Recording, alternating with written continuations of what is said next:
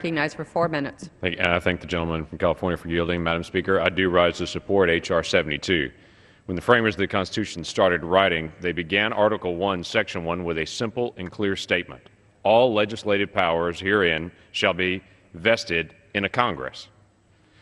After great debate, the priority concern was the possibility that some other entity other than Congress would attempt to exercise legislative powers or compel their will on American citizens. If laws could be made by someone who has no accountability, they could create any rule based on their own preferences and force unchecked spending on the will of their fellow citizens and without accountability. This is an unfunded regulatory mandate. It is my concern that in the race to regulate, we've moved from regulating American business to running state and local governments and have made them, in effect, federal government extension employees charged with regulating all aspects of public and private business. Every stage of business is now regulated, from how to interview an applicant to how to fire an employee. Government paperwork abounds.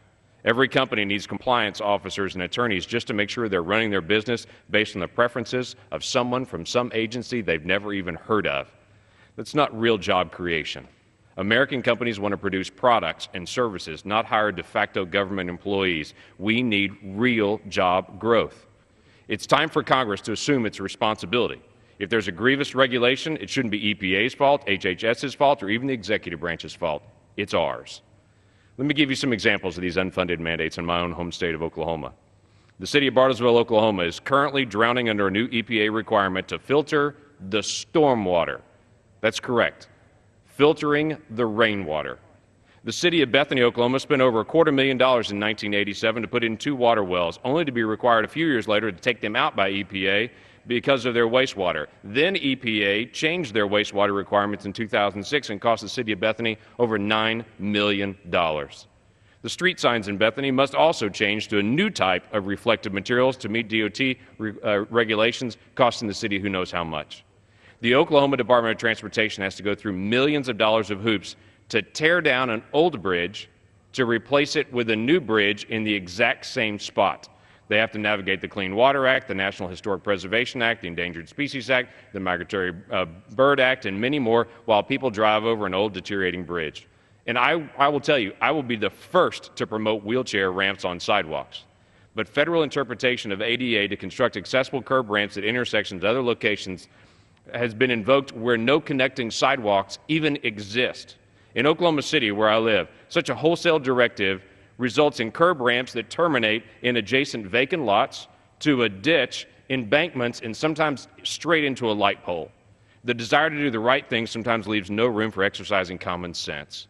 We're regulating common sense out of federal, state, and local governments, and we're costing state and local taxpayers millions in unfunded mandates. Sometimes our regulations don't cost money, but they do cost trust and relationship between citizens and their federal government. Last Christmas, a community bank in Oklahoma was told by a federal regulator that their employees had to take off the buttons that said, "Merry Christmas, God is with us," and remove the scripture verse announcement on their board because it might cause someone to feel discriminated against that walked into the bank. This is a privately owned business in America. Every person in that community has lost trust with the common sense leadership of the federal government because we've allowed unchecked regulation.